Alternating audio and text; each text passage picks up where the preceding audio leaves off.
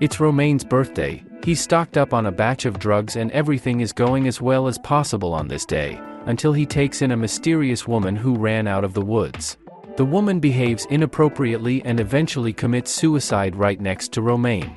Romaine has drugs on him, so he doesn't want to get involved with the police, but soon all this ceases to matter. The girl has been infected with a dangerous virus that turns everyone who encounters it into bloodthirsty killers. Any movie begins with a script, but a movie is not only a plot, the authors have a lot of other ways to hook, interest, intrigue the viewer. Thus, the plot of Mads does not contain anything fundamentally new for the genre, but the people who created it came up with one move, thanks to which the picture turned from a regular story about the beginning of the zombie epidemic into an emphasized author's statement, an atmospheric and creepy bad trip, filled with blazing anger and pulsating nervousness. What are we talking about? We're talking about the fact that the hour-and-a-half-long Mads is made in one unbroken shot. To be exact, there are few cuts here, of course, but they are cleverly hidden, while in the plot the action covers exactly the same hour and a half, during which we have time to follow first Romaine, and then two girls in his life, Anais and Julia, two girlfriends, who in the course of events learn that Romaine was having an affair with both of them.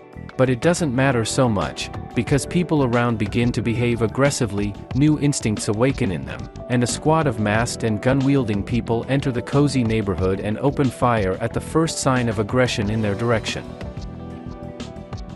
To a person who hasn't seen Mads, it might seem that the decision to make the movie in one unbroken shot is nothing more than showing off, but in this case it's not true at all.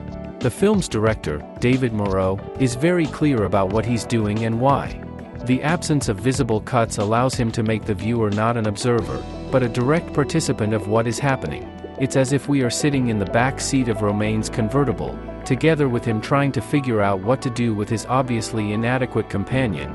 We are with him wandering around the house in shock, not understanding where the body of a seemingly just dead woman has gone, and we are with him thinking how to get rid of the annoying Anais, who is dragging him to the party. And we also feel his body begin to malfunction, or maybe reorganize itself into something fundamentally different. Or is it that Romaine has simply had too much drugs to take?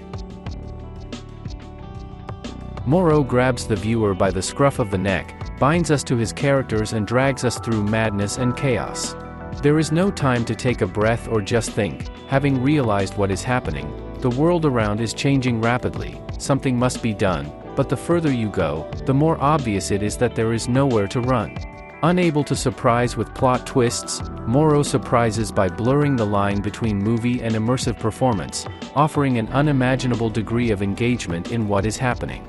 Certainly, in some places he resorts to not entirely honest methods. For example, for almost the entire second half of the movie the characters communicate exclusively in raised tones, thus artificially inflating the hysterical atmosphere.